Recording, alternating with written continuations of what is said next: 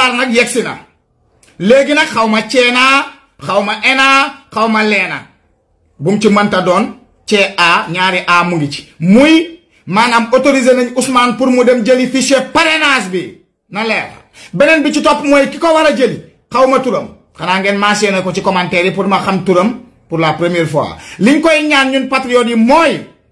20h na fekk mu tëdd parce que suba 6h du matin daf ko war a fekk ci buntu office ba mu jëli ko ñëw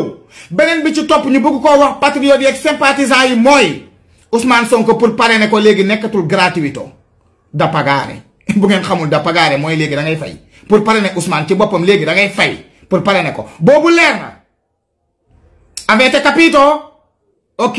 si siamo mën nañoo continuer léegi lépp ñu teg ko ci douceur rek ak respect Seydina Ousmane ci kattanu sunu borom yéen xam ngeen ne yàlla da koy lafal cat ba 2024 yéen xam ngeen nouvelle bi ñëpp doon xaar nag yegsi na léegi nag